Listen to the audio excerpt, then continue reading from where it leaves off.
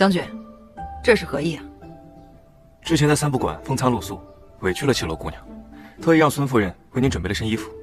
谢谢将军的好意，但我认为出门在外还是男装比较便捷一点。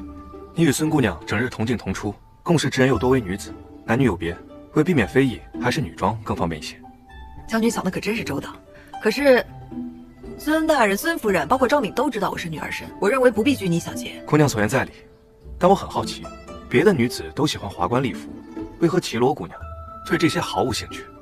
齐姐姐，我准备好了，我们走吧。哎，这是给齐姐姐准备的衣服啊。姐姐，我还从未见你穿过女装呢，你快去换上呀。走吧，走吧。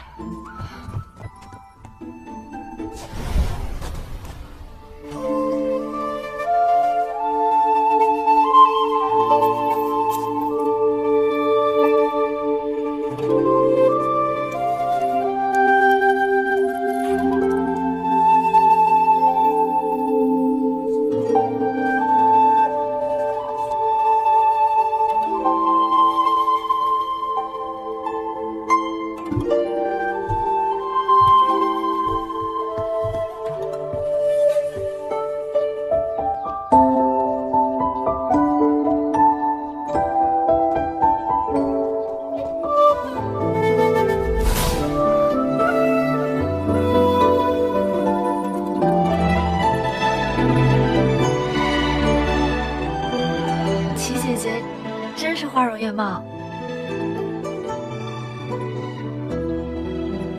烈将军，看呆了吧？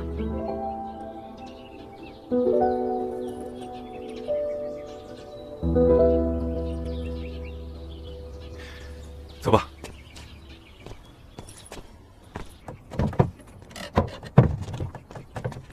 再往左一点。哎，可以了。走，都给我拆了他！走，拆了他！砸了他们！你们这是干什么？住手！住手！快停下！不要砸东西！大家有话好好说。圈不让放的。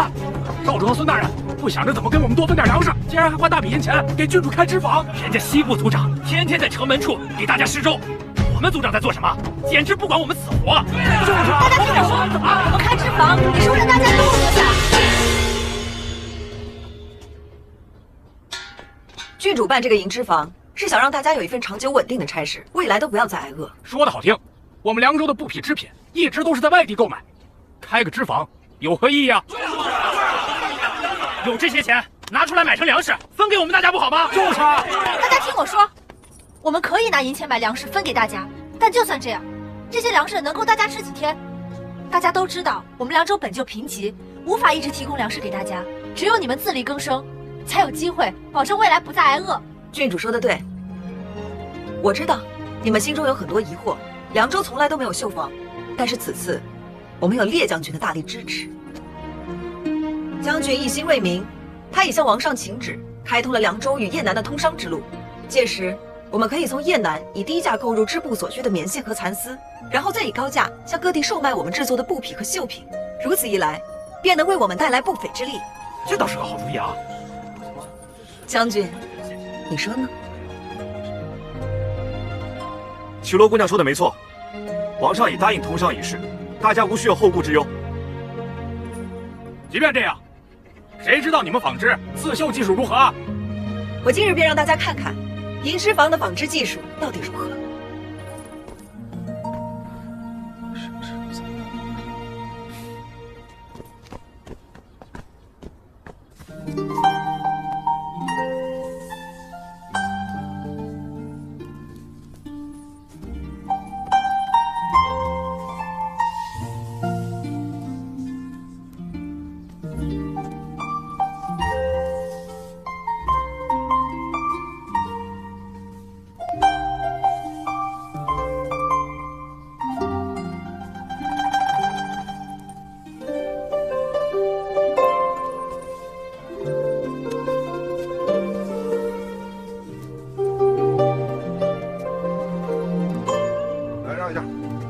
这边请。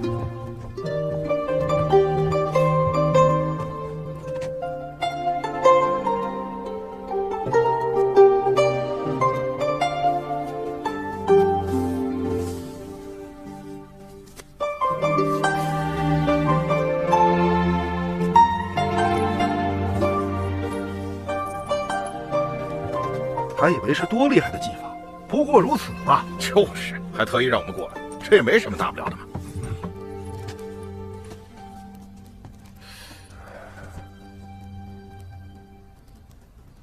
刺绣技艺确实不俗，可也不值得我们凉州的布匹商户全跑来观看吧？罢了罢了，走，走。且慢，再仔细看看，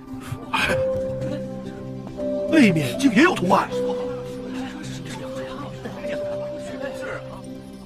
此乃双面异形异色绣，就是在同一块底料上绣出两面图案，并且正反是不同的颜色。如何？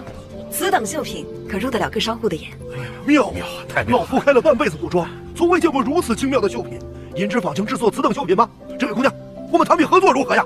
哎，姑娘，我家的绸缎绣品铺子可是整个凉州最大的，要不这样，你把你的绣品全卖给我得了。大家看到了，我们银之坊生意火爆，若想加入，尽快到我这里来登记名册。我一个，送我一个。那女子竟然是来自燕南的君家，是儿子无用，未能成功阻拦他们。你那点小伎俩，怎么能拦得住玄烈？若是银之坊创办成功，孙拔势必要支持玄烈。父亲，我们接下来怎么办？不会让他们如愿的，我自有办法。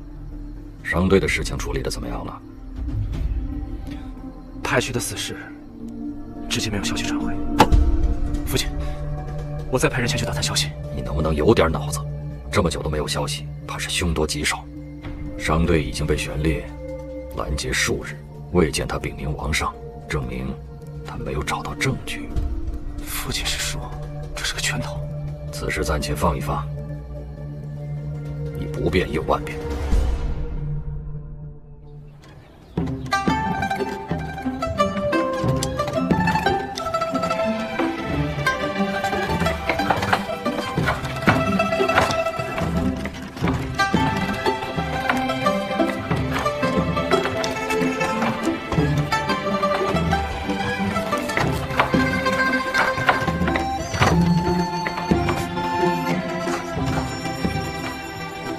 好消息！姚城的孙大娘号召了好几家商户，也要从我们这儿采买绣品。好，5日后我们交了第一批货，就先发大家这个月的工钱。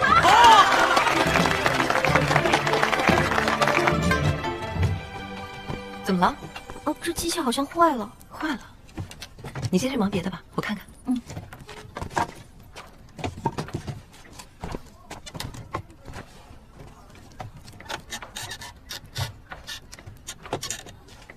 玄铁晶石的硬度，说不定也能用来改良织布机，延长使用时间。我果然没看错人，绮罗姑娘不仅经商和刺绣才能一流，居然还会修理织布机。将军说笑呢，我哪会修理织布机啊？就是看他问题所在而已。经商才能和刺绣技术，那是少爷教的好。这银之坊能开起来，还是有将军的鼎力支持。君家3姐妹，谁的刺绣技术更高一筹啊？那自然是2小姐了。刺绣、缂丝技术一流。那3小姐？3小姐不会这些。3小姐呢是一个性格活泼可爱又有点泼辣的小女生。我记得绮罗姑娘上次说，3小姐经常对付君非凡，你为何还如此喜欢她？3小姐确实处处与少爷作对，可是她对我好呀，我也经常劝她别这样对少爷，可是她不听我的，或许是对少爷有一些偏见吧。偏见？将军对君家小姐很是感兴趣啊，正好我们3小姐尚未婚配，若是将军愿意带我回了燕南，我可以给2位拉线做月老。相比君家3姐妹，我对绮罗姑娘更感兴趣。将军真会说笑，您是对我们家少爷感兴趣，不是对我。少主，我总算见到你了。少主，见你无恙，我这个悬着的心终于可以放下了。你未能按时到瑶城，路上遇袭了，可有伤亡？少主果真料事如神，来的路上确实遭遇了几次袭击，可谁让我是少主调教的，他们自然伤不了我。我要你带的东西你带了吗？放心吧，少主，收缴的军火和军营粮食我都带来了。少主，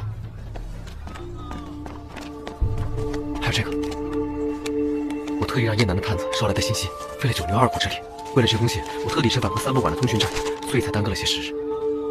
果然是你，军旗楼。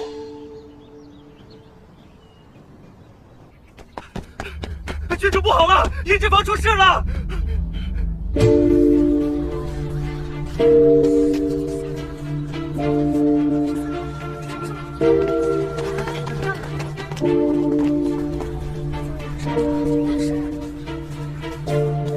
大夫，发生何事？是尸疮，看上去情况不太好。这好端端的，怎么会突发尸疮呢？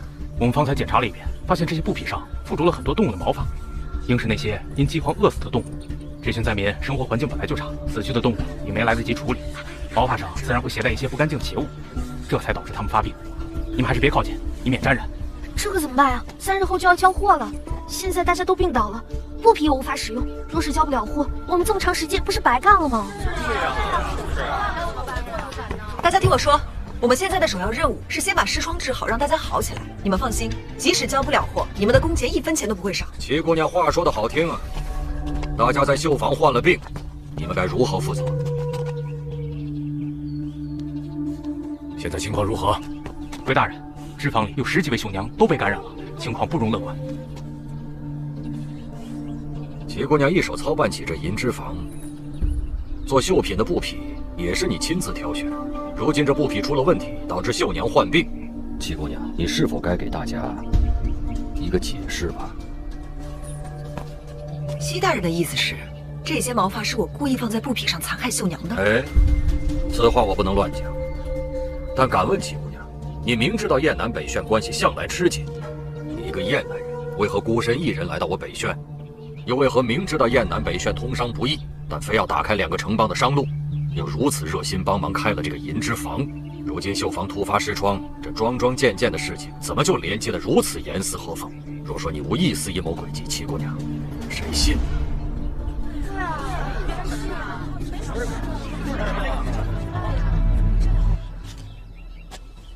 西大人，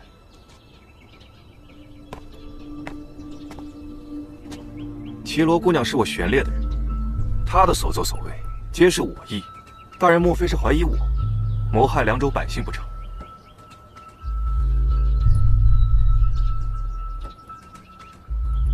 烈将军，你年纪尚轻，一时看不准人也无妨，但是我希望你通过这件事情，不要再相信这个诡计多端的女人。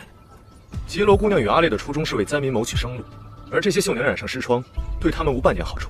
不过西大人，您似乎十分笃定此事是绮罗姑娘所为，莫非是您亲眼所见？罗大人说的对，齐姐姐桩桩件件都为大家考虑，此事绝非她所为。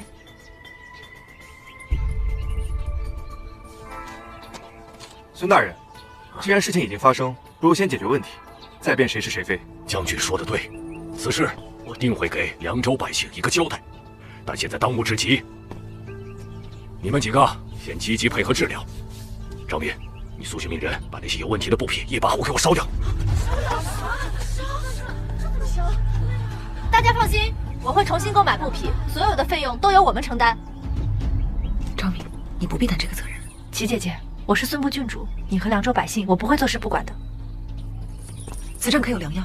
我以前倒是听说有一味药能缓解此症，但是需要大量玄参。我刚已派人去药房寻药，却被告知玄参都没货了。啊？那现在如何是好啊？孙大人放心，这个银织坊是我一手创办的，出了事我定会负责到底。找药的事情包在我身上，我会自证清白，给灾民们一个交代。齐姑娘，我给你3日的时间，如果不能给一个满意的答复，那我定要给我凉州百姓一个交代。孙大人放心，2日之内，我定会给你一个满意的答复。